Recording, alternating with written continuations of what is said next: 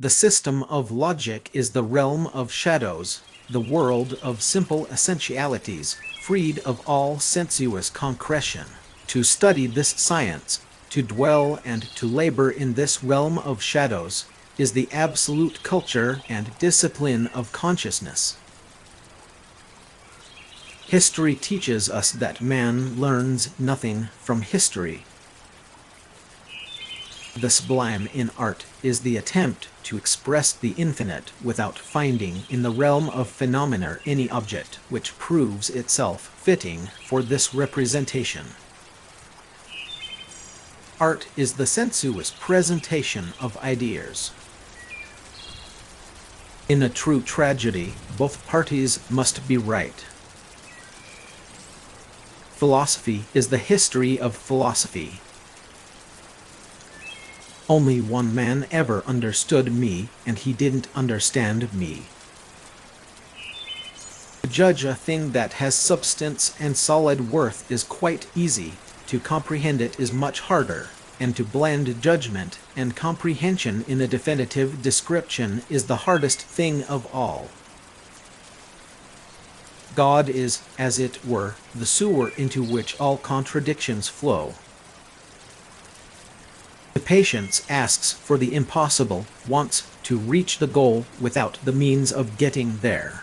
The length of the journey has to be borne with, for every moment is necessary. There are plebes in all classes. The true is the whole. It is because the method of physics does not satisfy the comprehension that we have to go on further. Every idea extended into infinity becomes its own opposite. The first glance at history convinces us that the actions of men proceed from their needs, their passions, their characters and talents, and impresses us with a belief that such needs, passions, and interests are the sole spring of actions. The people will learn to feel the dignity of man. They will not merely demand their rights, which have been trampled in the dust, but themselves will take them, make them their own. The most obvious symptoms of an epoch-making system are the misunderstandings and the awkward conduct of its adversaries. The person must give himself an external sphere of freedom in order to have being as idea. Once the state has been founded, there can no longer be any heroes. They come on the scene only in uncivilized conditions.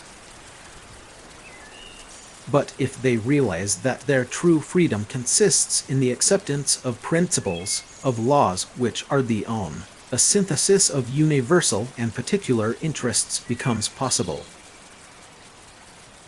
Nothing great has been, and nothing great can be accomplished without passion. It is only a dead, too often, indeed, a hypocritical moralizing which inveighs against the form of passion as such. We learn from history that we do not learn from history. The very fact that something is determined as a limitation implies that the limitation is already transcended. The owl of Minerva spreads its wings only with the falling of the dusk. Commending myself to your kind memories, I wish you pleasant holidays. It is a matter of perfect indifference where a thing originated. The only question is it true in and for itself? Mere goodness can achieve little against the power of nature. The man whom philosophy leaves cold, and the man whom real faith does not illuminate, may be assured that the fault lies in them, not in knowledge and faith. The former is still an alien to philosophy, the latter an alien to faith. When liberty is mentioned, we must always be careful to observe whether it is not really the assertion of private interests which is thereby designated. If you want to love, you must serve. If you want freedom, you must die. The state is the divine idea as it exists on earth. The valor that struggles is better than the weakness that endures. Philosophy must indeed recognize the possibility that the people rise to it, but must not lower itself to the people. It is hard to see why we should not turn round and mistrust this very mistrust. Should we not be concerned as to whether this fear of error is not just the error itself? I have the courage to be mistaken. God is the absolute truth. In duty, the individual acquires his substantive freedom. The real is the rational, and the rational is the real. World history is a court of judgment. The people are that part of the state that does not know what it wants.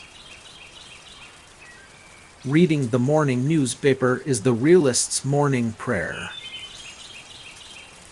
On the stage on which we are observing it, universal history, spirit displays itself in its most concrete reality. The Catholics had been in the position of oppressors, and the Protestants of the oppressed. Devotion, a state of mind in which it refuses to occupy itself any longer with the limited and particular. When philosophy with its abstractions paints gray in gray, the freshness and life of youth has gone. The reconciliation is not a reconciliation in the actual, but in the ideal world. The spirit is never at rest, but always engaged in progressive motion, giving itself new form. Genuine tragedy is a case not of right against wrong, but of right against right, two equally justified ethical principles embodied in people of unchangeable will. It is solely by risking life that freedom is obtained. Evil resides in the very gaze which perceives evil all around itself. Education in its early stages always begins with fault-finding, but when it is complete, it sees the positive element in everything. Each consciousness seeks the death of the other. Wars are terrible, but necessary, for they save the state from social petrification and stagnation. Governments have never learned anything from history or acted on principles deducted from it. The few assume to be the deputies, but they are often only the despoilers of the many. Beauty is merely the spiritual making itself known sensuously. Animals are in possession of themselves, their soul is in possession of their body, but they have no right to their life because they do not will it. Everything turns on grasping and expressing the true, not only as substance, but equally as subject. Philosophy is by its nature something esoteric, neither made for the mob nor capable of being prepared for the mob. The heart is everywhere, and each part of the organism is only the specialized force of the heart itself.